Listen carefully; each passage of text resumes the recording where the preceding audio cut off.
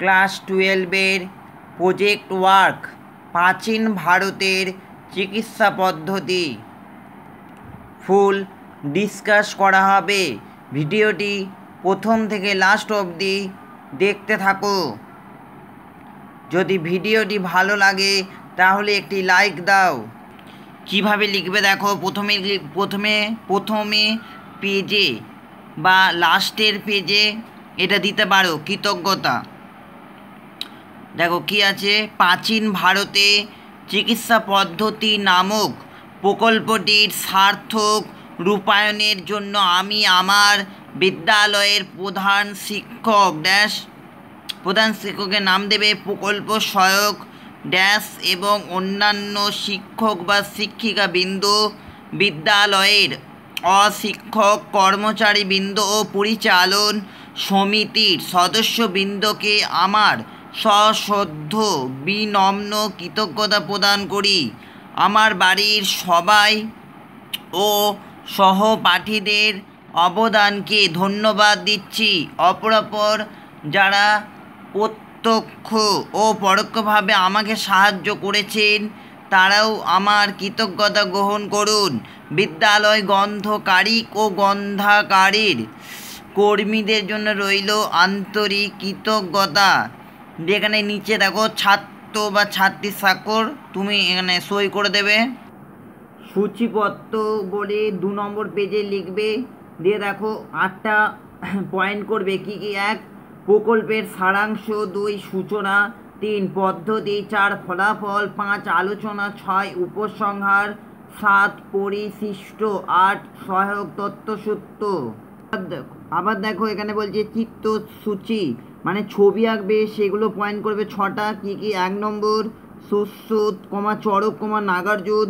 2 প্রাচীন ভারতের সুশ্রুত সংহিতায় প্লাস্টিক সার্জারি তত্ত্বলিপি। 3 national institute of Ayurveda, Jaipur. 4 Ashtanga Ayurveda. 5 শল্য চিকিৎসায় ব্যবহৃত যন্ত্রপাতি ও শল্য চিকিৎসা পদ্ধতি। 6 হিস্ট্রি অফ ইন্ডিয়ান মেডিসিন পুস্তকের পরিচ্ছেদ। এই যে আগে সূচিপত্র দিয়েছিলাম, এবার এগুলো হচ্ছে মেন জিনিস, এগুলো লিখতে হবে। এগুলোর আগে বলে রাখি, চ্যানেলটিকে সাবস্ক্রাইব করে রাখো এভাবে নিত্য নতুন ভিডিও পাওয়ার জন্য। চলো ভিডিওটি শুরু করি। প্রকল্পের সারাংশ, নিরোগ মানুষ দুর্লভ। মানুষের সুস্থতার জন্য প্রাচীন ভারতীয় মনীষা নিরন্তর প্রয়াসী ছিল। রোগের লক্ষণ নির্ণয়পূর্বক ঔষধি প্রয়োগের মাধ্যমে মানুষকে সুস্থ করতে তাদের বিরামহীন অনুসন্ধিৎসা বিস্ময়কর। শল্যবিদ্যাতেও প্রাচীন ভারত অগ্রণী ছিল। ব্রহ্মার দৈবী উৎপত্তি থেকে অশ্বিনী কুমার দ্বয়ের চিকিৎসা পদ্ধতি থেকে শুরু করে চরক, ধন্বন্তরী, সুশ্রুত, নাগার্জুন প্রমুখ চিকিৎসার জগতে উজ্জ্বল নক্ষত্ররূপে স্বীকৃত হন। তারা শল্য চিকিৎসায় বিভিন্ন যন্ত্র ব্যবহার করতেন ও ওষুধ প্রয়োগও তাদের দক্ষতা অনস্বীকার্য। এবার দেখো ছবিগুলো দেখে নাও, সুশ্রুত, চরক, নাগার্জুন। এবার নিচে চলে আসি, পরের পয়েন্ট সূচনা। বলছে রোগ নিরাময়ের জন্য প্রথম দিকে তন্ত্রমন্ত্র নির্ভর চিকিৎসাবিদ্যার প্রচলন থাকলেও লক্ষণভিত্তিক ওষুধ প্রদান ও প্রয়োজনে শল্য চিকিৎসার প্রণালী অবলম্বন করা হতো। অথর্ববেদে চিকিৎসাবিদ্যার উৎসভূত পরিচয় মেলে। ঐতিহাসিক প্রত্নতাত্ত্বিক খনন কার্যাবলী চিকিৎসার সুপ্রাচীন ঐতিহ্যকে সমর্থন করে। Ibn Battuta, Al Biruni, Hiuen Tsang, Fa Hien প্রমুখ পরিব্রাজক প্রাচীন ভারতীয় চিকিৎসাবিদ্যার উল্লেখ করেছেন। সুশ্রুত সংহিতা, চরক সংহিতা ইত্যাদি চিকিৎসাশাস্ত্রে প্রামাণ্য নিদর্শন হিসেবে গণ্য হয়। এই প্রকল্পে কেবলমাত্র আয়ুর্বেদ শাস্ত্রের উপর আলোচনা সীমাবদ্ধ রাখা হয়েছে। ছবিগুলো দেখে নাও। প্রাচীন ভারতের সুশ্রুত সংহিতায় প্লাস্টিক সার্জারি তত্ত্বলিপি। একটু তাড়াতাড়ি বলছি, নইলে ভিডিওটি বড় হয়ে যাবে। চলো শুরু করি। পদ্ধতি, ঐতিহাসিক বিশ্লেষণাত্মক পর্যালোচনা এই প্রকল্পে অবলম্বিত হয়েছে। যে সমস্ত তত্ত্বাবলী সংগৃহীত হয়েছে তার উপর নির্ভর করেই এই প্রকল্প বিন্যস্ত হয়েছে। তাই নির্দিষ্ট সময় ও তথ্যের ভিন্নতার ভিত্তিতে এবং প্রকল্পের পর্যালোচনা পদ্ধতির মধ্যেই এই প্রকল্পের ফলাফল সীমাবদ্ধ। অন্য কোনোরূপ পথ ব্যত্যয় হলেই প্রকল্পের ফলাফল আলাদা হতেই পারে। আর এই ক্ষুদ্র প্রকল্পটির মধ্যে এই সুবৃহৎ প্রাচীন ভারতীয় চিকিৎসাবিদ্যার সম্পূর্ণ পরিচয় প্রদান করা অসম্ভব। ছবিটা দেখে নাও, ন্যাশনাল ইনস্টিটিউট অফ আয়ুর্বেদ, জয়পুরের। এবার চলে আসি ফলাফল। কি বলছে? কেবলমাত্র রোগের লক্ষণ নির্ভর ওষুধ প্রয়োগ নয়, বিভিন্ন রোগ প্রতিরোধের উপায়সমূহ, শল্য চিকিৎসা, এমনকি খাদ্য ও তাদের শরীর রক্ষায় ভূমিকা, শরীর চর্চা ইত্যাদি বিষয়ে স্বচ্ছন্দ বিচরণ ছিল প্রাচীন ভারতীয় চিকিৎসাবিদ্যায়। এবার চলে আসি আলোচনা। প্রাচীন ভারতীয় সভ্যতায় তৎকালীন বিদ্যার বিস্তৃতি ছিল অসাধারণ। এটিও হতে পারে যে প্রাচীন সভ্যতাগুলির মধ্যে সর্বোত্তম চিকিৎসা প্রদানে সক্ষম ছিল প্রাচীন ভারতীয় চিকিৎসা শাস্ত্রাবলী। তৎকালীন চিকিৎসা পদ্ধতির একটি প্রাথমিক ধারণা প্রদান করা এই প্রকল্পটির গুরুত্ব থাকতে পারে।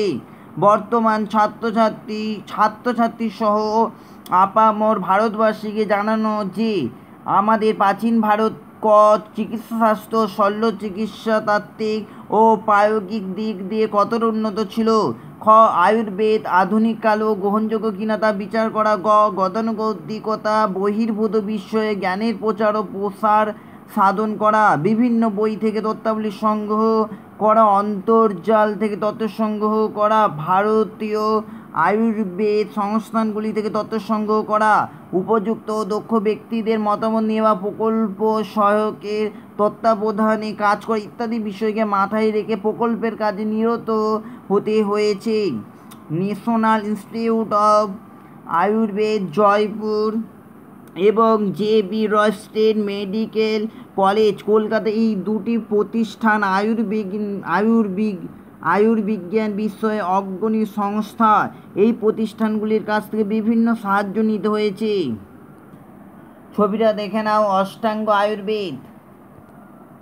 আয়ুর্বেদের 8টি অঙ্গ হল: ক কায় চিকিৎসা, খ শল্যতন্ত্র, গ শালক্যতন্ত্র, খ ভূতবিদ্যা, ঙ কৌমার ভিত্ত, চ অগতন্ত্র, ছ রসায়নতন্ত্র ও বর্গীয় বাহ্যীকরণতন্ত্র। চলে আসো নিচে। প্রাচীন ভারতে অন্যান্য শাস্ত্রের মতোই চিকিৎসা শাস্ত্রের উদ্ভবে দৈবী উৎপত্তির উপর গুরুত্ব দেওয়া হয়েছে। ব্রহ্মা চিকিৎসা শাস্ত্রের প্রবক্তা, তারপর প্রজাপতি, দক্ষ এবং তারও পরে দেববৈদ্য অশ্বিনী কুমারদ্বয়ের পরিচয় পাওয়া যায়। তারপর ইন্দ্র, ভরদ্বাজ ও আত্মীয় চিকিৎসার প্রসারে উল্লেখযোগ্য ভূমিকা গ্রহণ করেন। পরবর্তীকালে ধন্বন্তরী, সুশ্রুত, নাগার্জুন, অগ্নিবেশ, জাতুকর্ণ, ভেল, হারিত, পরাশর, খড়পানি, চরক ও ধীরবল প্রমুখের অবদান অনস্বীকার্য। চিকিৎসা সংক্রান্ত প্রাচীন গ্রন্থ চরক সংহিতা।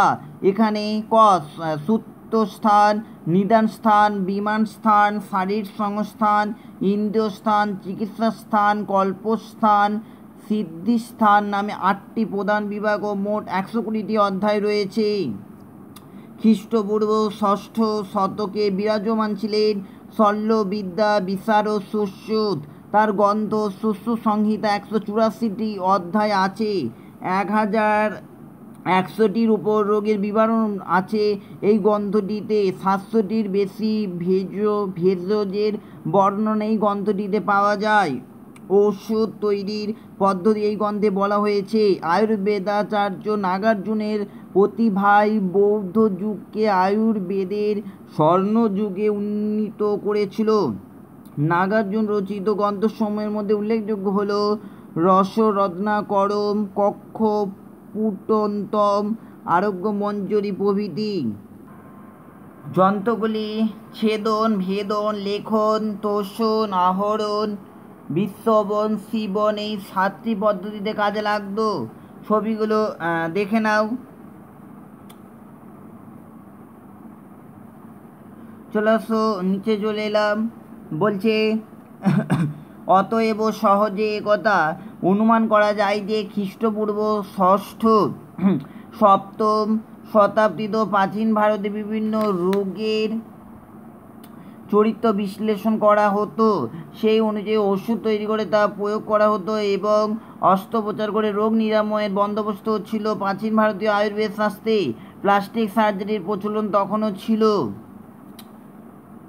তারপরে বলছে গিরীন্দ্র মুখোপাধ্যায় প্রণীত history of Indian medicine, Bhagwat সিংজির লেখা a short history of Aryan medical science ইত্যাদি গ্রন্থেও প্রাচীন ভারতীয় আয়ুর্বেদ চর্চার বিভিন্ন দিকের কথা উল্লিখিত হয়েছে। ব্যবচ্ছেদ পূর্বক অঙ্গ বিনিশ্চয়ের উপদেশ, ব্যবচ্ছেদ কার্যে শল্য চিকিৎসকের কর্তব্য, অর্শ অস্থিভঙ্গ প্রভৃতির অস্ত্রোপচার, এক স্থানের মাংস নিয়ে শরীরের অন্যত্র সংযোজন, মস্তিষ্কের শল্য চিকিৎসা প্রভৃতির বিবরণ পাওয়া যায়। জার্মান ডাক্তার হিসবার্গের একটি মন্তব্য সিঞ্চির গ্রন্থের 178 নম্বর পাতায় পাওয়া যায়। ডবল কোটেশনে the transplanting of sensible skin flaps is also an entirely Indian method. প্রাচীন ভারতের চিকিৎসা ব্যবস্থায় সাধারণ চিকিৎসা, শল্য চিকিৎসা, ধাত্রীবিদ্যা, চোখ কান নাক গলার চিকিৎসা, শিশু চিকিৎসা, বিষক্রিয়া চিকিৎসা, স্বাস্থ্য রক্ষা বিধি, হিত যৌবন প্রাপ্তি ইত্যাদিও আলোচিত হয়েছে। এবার চলে আসি উপসংহার। আমরা এটি অনুধাবন করতে পারছি যে আমাদের প্রাচীন ভারতীয় চিকিৎসাবিদ্যা অন্যান্য শাস্ত্রের মধ্যে এক অতি উচ্চস্তর স্তরে উন্নীত হয়েছিল। সেখানে সাধারণ ওষুধ সেবনের সঙ্গে সঙ্গে শল্যবিদ্যারও চর্চা হতো, এমনকি প্লাস্টিক সার্জারিতেও এগিয়েছিল প্রাচীন ভারত। আয়ুর্বেদ শাস্ত্র যে পৃথিবীর যাবতীয় চিকিৎসা পদ্ধতির প্রতীকীর, এই বিষয়ে সন্দেহের কোনো অবকাশ নেই। এবার চলে আসি পরিশিষ্ট লুপ্তপ্রায় অগ্নিবেশ শাস্ত্রের সংস্কারের মাধ্যমে প্রণীত গ্রন্থ হল চরক সংহিতা। বীরবল বলেছেন চিকিৎসা বন্নিবেশস্য স্বস্তাতুরহিতং প্রতি জ্যোতি হাস্তি তদন্যত জন্যে হাস্তি ন তৎকচিৎ। এবার চলে আসি সহায়ক তথ্যসূত্র। সিঞ্জি Bhagvat a short history of Aryan medical science, Macmillan and Co, New York 1896। 2 নম্বরে এখানে দেখো সেন্ট Samarendranath history of Indian medicine, Indian association of cultivation of science, Kolkata 1995 website, এগুলো দেখতে পাচ্ছ।